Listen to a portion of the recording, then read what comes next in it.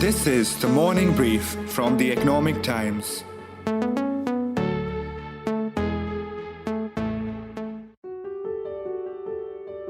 For a company that started the equity cult in India, its annual general meeting with shareholders has always been an event as large as its operations. Always a family affair.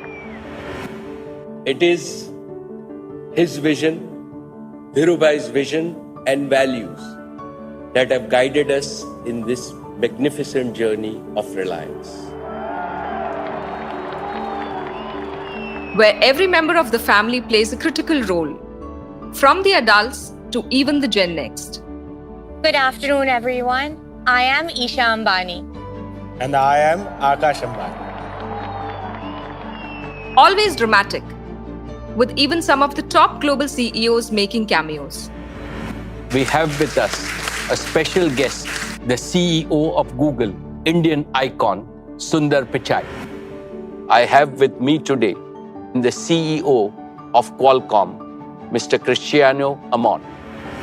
I am delighted to welcome Yasser Al Rumayyan, Chairman of Saudi Aramco. 2 trips down the memory lane. Nostalgic, sometimes high with melodrama and value systems. For the first 25 years, I sat by the side of my father, who tutored me with boundless affection, attention, and hope. I can feel as if he is sitting here, smiling and talking to me and to all of you. And of late, a platform to make mega announcements. AGMs have never been so high voltage for any Indian corporate. It's Thursday, 1st September. From the Economic Times, I'm your host Kalpana Pathak, and you are listening to Reliance AGM 2022, the morning brief takeaways.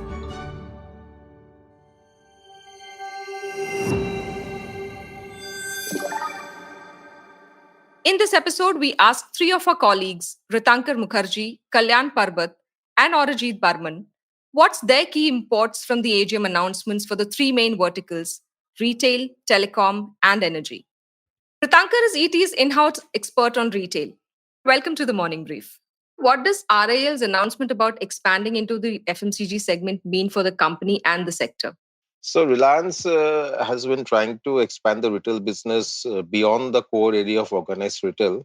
They have been telling us that organized retail is just 8 to 10% of the Indian retail market, and they have that much space to grow. Whereas if they can enter into the wholesale business or eventually FMCG, that would be a much bigger pie of the market. So as you know, they have already tried to make an entry into the wholesale segment, and they have already started with kiranas and also for electronics and apparel.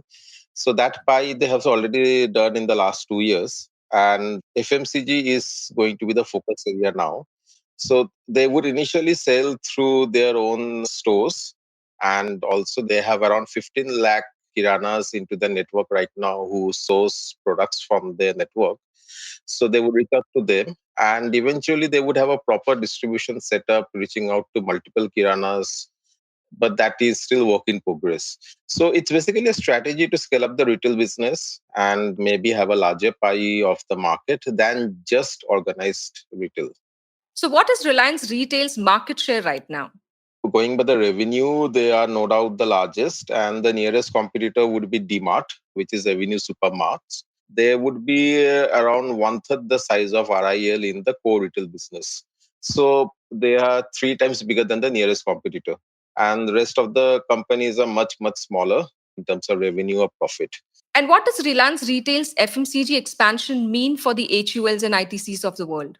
Now, getting into FMCG and competition with pure FMCG players like HUL, ITC, or Godrej Consumer would be too far-fetched to compare right now, because FMCG is a very different business. It requires a distribution network. It requires understanding of consumer behavior, as well as investments in marketing and brand building. So it's a long-term play. As we know that ITC has tried to do that in the last 10, 15 years. And they are just still now just a 15,000 crore company in FMCG, far behind their target to reach 1 lakh crore revenue by 2030. Even if the pandemic was not there, I think that was an ambitious target. So it's a very different ballgame. There are already players like HUL, which are here for lots of years. Nestle and all these companies have a far deep distribution system, and these distributors are very loyal. So they're unlikely to change grounds. So we should not compare their FMCG play with some of these large brands. I mean, Reliance is obviously going to be aggressive, but it's a different ballgame. So, what do you think would be RAL's strategy for the FMCG space given its formidable private labels presence? So what we understand from the management is that they have a private level presence which they would take out to the open market to Kiranas. And that apart, they are looking at multiple acquisitions, which would be local regional brands or brands which were popular at one time and now has probably died or not that relevant. They have tried that in electronics. They have licensed two brands which were very popular at one time, BPL and Kelvinator. It's their own licensed brand, and they have relaunched the brands with a lot of new products, and they have been quite successful. And now they have also started selling those in other electronic stores. So they have tried and tested that model, and they're going to replicate that in FMCG as well. What we understand is that they are already in negotiation with 24 such local and regional brands, and they have already signed the deal with at least three of them, including one of the legendary soft drink brand Campa, or Campa Cola, if you remember, in the 70s and 80s. So they have already signed that brand, they have acquired the brand, and they will be relaunching the brand. And they are in negotiation with multiple such brands. So that's a strategy they would look at. Apart from taking their own private labels, which are doing reasonably good in their own stores, accounting for 20 to 30% of the category sales, be it your groceries, your soaps or shampoo, or even your grooming products. So it will be interesting to see how they do it. But again, whether a consumer would prefer a Lux soap or a soap launched by Reliance, that's something we need to watch out for. Unless they acquire a soap which is popular in the market and which consumers are aware of. So it will take some time till they build a proper portfolio and take it to the market. So it won't be just private level, but even third-party brands, and that would be very critical for their success. Mr. Ambani told shareholders that he will share an update on the planned IPO of Reliance Retail and Jio in the annual general meeting next year. How do you think these strategies will strengthen Reliance Retail when it hits the market for an IPO in future? So these strategies of whether it's the B2B retail, which they're looking at, which they call new commerce, or FMCG will be vital because that will add scale to the company. So we know that new commerce and e-commerce, as in both B2B and B2C e-commerce together, accounts for around 20% of the revenue. And this is just in 1.5 years. So FMCG will again play a role in scaling up, but FMCG is also a business where you need to do a lot of category investment in the beginning. So a lot of money is required for investment that impacts your margins. So it would be an interesting thing how they balance the margin play, whereas trying to get a higher share of the top line. But they might be postponing it for 1 or 2 years just to ensure that the scale of the business increases much more with both FMCG and new commerce or wholesale, as they call it. Another cog in Reliance's growth wheel is Reliance Jio, which is betting big on the 5G segment. Reliance will invest rupees 2 lakh crore in Jio by 2025 and deploy the latest version of 5G called standalone 5G. Kalyan Parbat, who has been tracking telecom for 2 decades, tells us how important is 5G and standalone 5G for Reliance.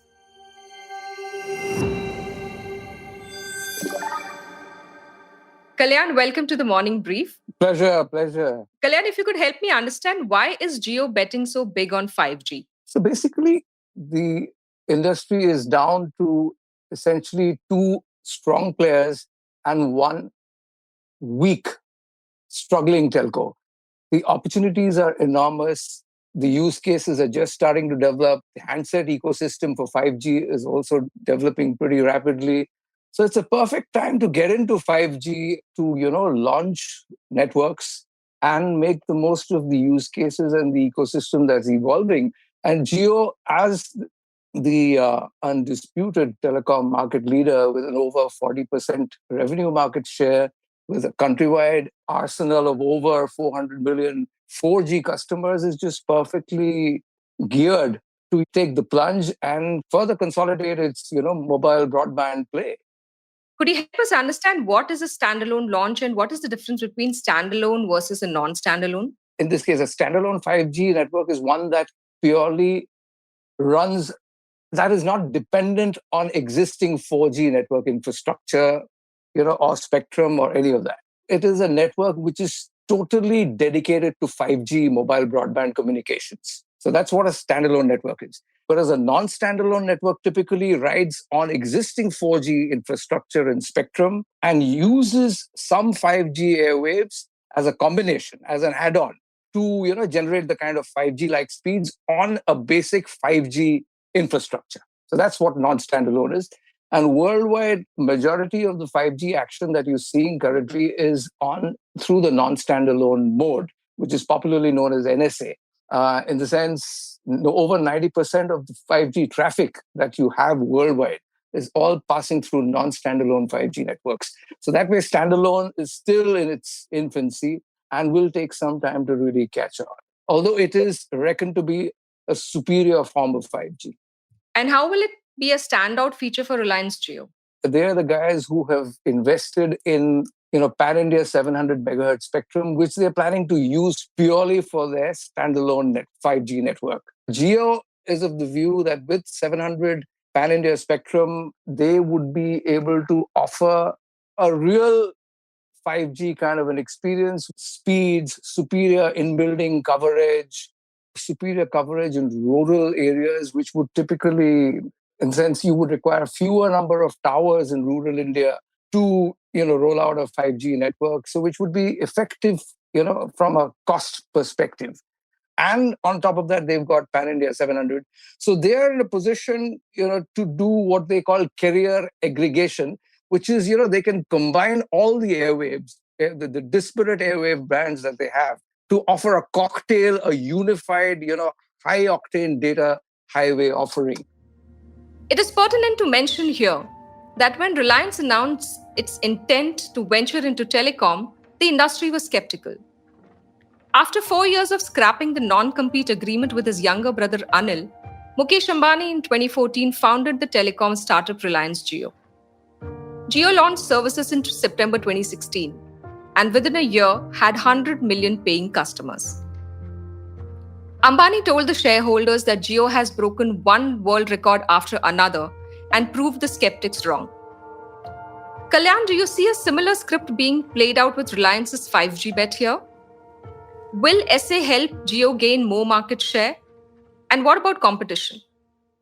Clearly, SA is expected to be a superior form of 5G, which will allow Jio to offer real low latency applications, particularly and very strong in-building coverage in urban zones, which would obviously give any telco a head start in acquiring top-end customers. Because if you can offer superior broadband coverage, in-building broadband coverage inside buildings in densely populated zones, that is a huge, driver for market share expansion. So when Mr. Ambani says that 5G standalone is the best, do we have the handset ecosystem to match that? Or is there a disconnect there? It's not going to happen overnight. The devices ecosystem around 700 is still developing. The handset ecosystem does not exist as of now. Yeah. If the devices ecosystem, sort of matures, if it evolves rapidly, standalone, you on the 700 band can become a very powerful value proposition in the 5G sweepstakes. Can you give me some color on what is the competition doing with regard to 5G and what is the Jio X factor? The Jio is typically looking at using a standalone network to do machine-to-machine communications, network slicing, metaverse. Metaverse, as you know, is going to be the new age business in a virtual world, which is going to be driven by 5G technologies such as augmented reality, virtual reality, blockchain. And insofar as what competition is doing, Airtel has announced pan-India plans. The first wave of launches will happen in October. and the pan-India launch is expected by March. But I would say Airtel is keeping the faith on the NSA, non-standalone mode, because that is the one which is more evolved globally with over 90% of worldwide 5G traffic running on such networks. Airtel is also convinced that NSA 5G architecture would be more cost efficient. It would typically offer the advantages of sweating its 4G assets better. It would also leverage a more globally established network of gear makers to be the early bird in the 5G space, because you have the benefit of the ecosystem, unlike a 700 system, which is still to mature from a handset ecosystem perspective. But, the Jio has always been, a disruptor. And there are very strong parallels with their 4G entry. If you remember when they came in with 4G in 2016, older players like Airtel, then the standalone Vodafone Idea and standalone Idea Cellular, they were all doing 2G and 3G. But Jio went ahead and came in with a pan-India 4G network. They came out with a completely different technology. And regardless of the fact that there were over 300 to 400 million 2G users at that point of time. So they didn't really care. So they took a very contrarian stance. Now we see similar parallels emanating this time round too. They're coming out with a standalone 5G network. They're betting big on a standalone 5G network. So which is why they are betting on a technology of the future. They have a very integrated, a holistic 5G game plan. So obviously it's totally thought out. Mr. Ambani mentioned private networks in this speech, and that's where Adani is also making plans. Tech players too want the same. So will standalone 5G give Jio an edge in this particular segment? Yeah, so definitely private networks, smart factories is going to be a huge use case once standalone networks truly evolve and the ecosystem matures.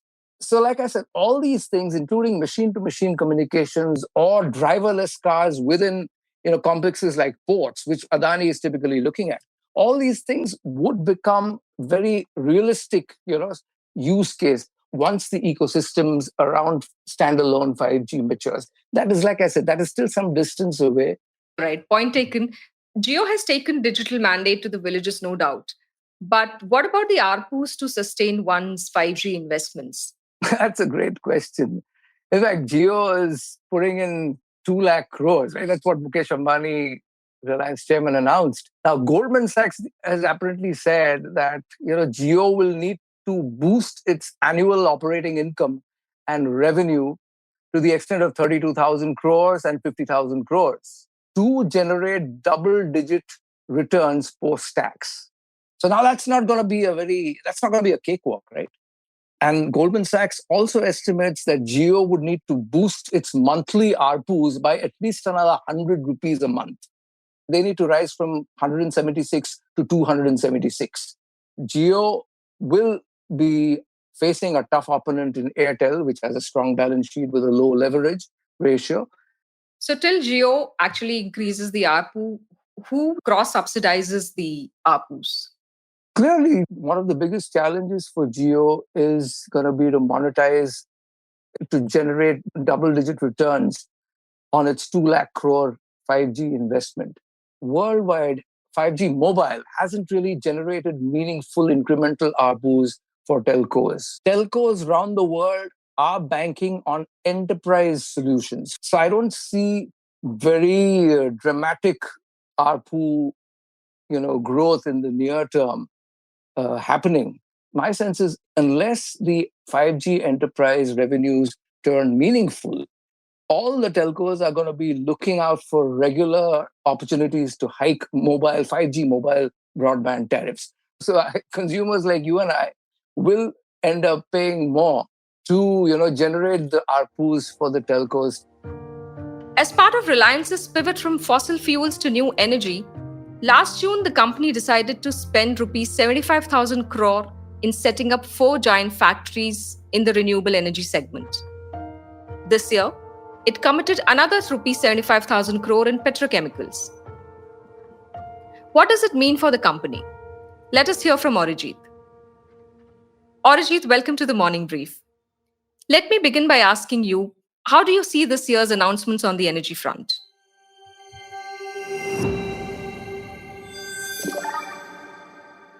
good morning. Thank you for having me. Well, this year's announcements on new energy, I would say, were merely top ups. The foundation has already been laid or was laid last year. So these would be, the additional toppings to a pizza. So there is one more gigafactory now for power electronics, clearly to offset the overwhelming influence of China in the global supply chain.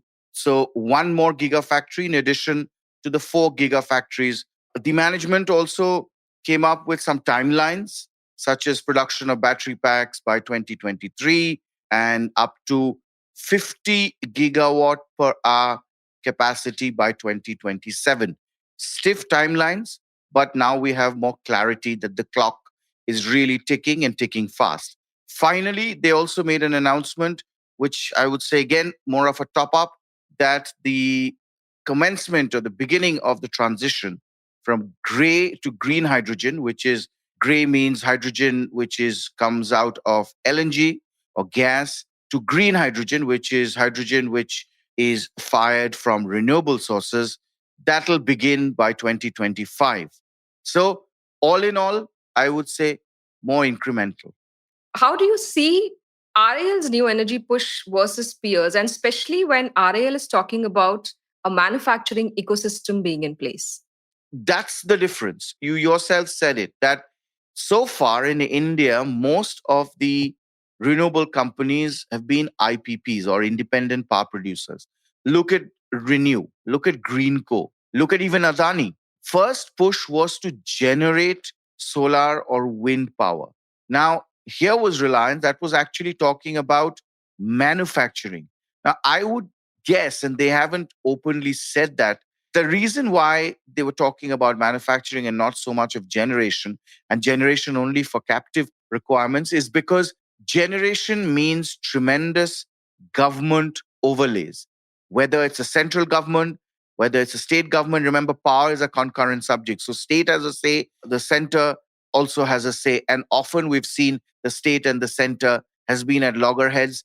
Discoms, a key buyer of power from these generation companies, are all bankrupt. So why get into PPAs, which could potentially get reneged? Why get into this tussle of free power and the politics involved around power? Instead, focus on manufacturing, because that was also coinciding with the manufacturing push that the Prime Minister Modi's government was actually catalyzing. So the difference, fundamental difference, is not so much generation, but more manufacturing. And at the same time, as I said, it's not shying away from a generation. 20 gigawatts, it is still generating. That's a huge amount of solar power generation. But as of now, all that they're saying is it's only for their own needs at Jamnagar, which is the mega refinery, and for the mega or the gigafactories. Very well.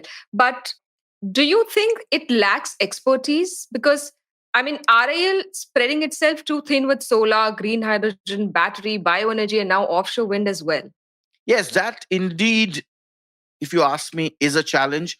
Although nobody can doubt Reliance's ability to execute mega complex projects. But still, this is virgin territory. Also, because the technologies involved at the back end to make it all work, they are fast changing. So, unlike telecom, where it had some experience in the past, this is more like they followed something very similar to retail, which is you build, but you also buy. It's taking divergent bets, cutting across technologies, buying and investing in companies with competing technologies. So it's investing in lithium companies which are into lithium ion batteries. It's also investing in companies like Faradian, which is into sodium cell. Now, sodium and lithium, they compete. So it's more like a venture capital play. You spray and you pray, multiple punts, but if one clicks, it's bonanza. So, talking of batteries, Arijit, you've already touched upon that, but I wanted to ask you, of all the technologies in battery that RAL is backing, which one do you think is the most exciting and why? Well, to me, the most exciting is sodium. So, the Reliance is expecting to start production of battery packs from next year onwards. Now, why is sodium so exciting? lithium ion battery is ubiquitous and omnipresent. It's from smartphones to Tesla's cars. Lithium ion batteries are everywhere. So here is Mr. Ambani, one of the richest men in the world, who made a small bet, 136 million, to back a startup from Oxford, UK, that is working with the humble sodium. Sodium se namak banta hai. It's the basic chemistry behind salt. So it can't get more basic than that. Now, why do I say it's more interesting? It's because, for one thing, sodium is abundantly available. I was reading in a Bernstein research that the Earth's crust has 300 times more sodium than lithium.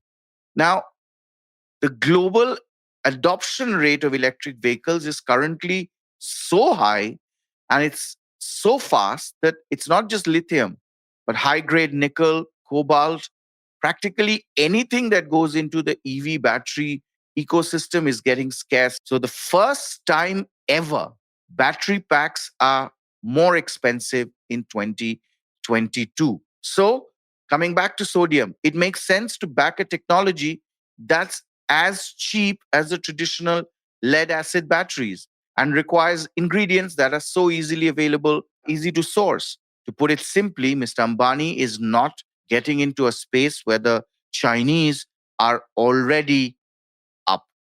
He's getting into a relatively newer play where the Chinese have not yet mastered or cracked the formula, and there are no other serious deep pocket players anywhere in the world, including in India.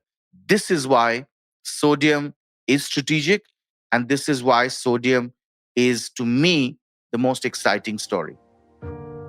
As Reliance aims to grow, Ambani and his team is leaving no stone unturned in grooming daughter Isha and two sons Akash and Anand. And even as the three learn the ropes, the company and the family are set to be putting in place a limited liability partnership structure, considered an efficient way of succession planning, tax planning, and wealth preservation. Arijit, for the first time, Mr. Ambani officially indicated what the roles for NextGen will be at Reliance. How do you read that? Well, there was a lot of speculation that this time not only will he spell out the succession plan, but he will also give enough indication of a demerger. I would say in both cases, there were enough and more hints, but the dice was already rolled way back in June. If you remember, end June, Mukesh Ambani actually stepped down from the board of Reliance Infocom Limited, which is the group's telecom arm, to make way for his son Akash, right, to take over as chairman. So that to me was the first chapter. Now, this time around, he's clearly said Akash was the first amongst equal, very carefully worded speech. He was very, very clear. They are the first amongst equal because Reliance is also trying to portray itself as a professionally run company. Daughter Isha, more the super boss of retail, and youngest of them all, Anand, to spearhead the new energy business. The old legacy oil to chemical business basically now runs on autopilot. Anand already oversees that. New energy will be the additional one. But he didn't go all out to, give the brass tacks or go granular. And it's unlikely that Isha Ambani is going to take over as the chairman immediately. Probably maybe towards the end of this fiscal. Isha definitely will get straight into the holding company of retail because retail's corporate structure is similar to that of telecom. Since October 2014, Akash and Isha are formally given the business roles. But there is no Ambani family member on the board of the operating retail company. I'm not saying this. ROC data says this. And that is unlikely to change in the future as well. There are people who are close aides of Mr. Ambani, Mr. Subramaniam Venkatachalam, who's the MD of Reliance Retail Ventures, doubles up as the whole-time director of Reliance Retail Limited. Now, it's unlikely that Isha Ambani will become the boss of the operating company. Why? Because according to Reliance's officials and people we spoke to, they feel retail is a more sensitive, politically sensitive. There could be lawsuits, there could be several other issues. So they want to keep the family insulated. So, as per the Companies Act, one cannot become the chairperson of a company without first being a director of the company. And shareholders decided their board of directors, and the board of directors in turn decide the chairman of the board. So, what that means, you have to become a member of the board first to become a chairman. So, that means Isha is unlikely to become a chairperson of Reliance Retail Limited, which is the operating company. Instead, over the next few years, you will see both Akash and Isha getting elevated straight as chairpersons of the telecom and the retail holding companies simultaneously, while Mukesh Ambani takes a more strategic role. Anant, he's still learning on the job, and that's something that Mr. Ambani also said in his speech. Oil and gas has always been his forte, his passion. He spends half the time in Jamnagar. So naturally, as a corollary, he is also getting involved in the new energy because that's an extension of the legacy business. It is said that when Mr. Ambani inherited the oil and gas business from his father over 2 decades ago, the blueprint of the expansion into retail and telecom were already laid out. And as India's most valued company charts out the next course, Ambani isn't retiring yet. He has been emphasizing on his vision for the internationalization of Reliance, possibly why Reliance has been making bids for overseas deals like it recently did for the British chemist chain Boots. And of course, not to forget his call for top-notch talent from India and around the world at the AGM on Monday.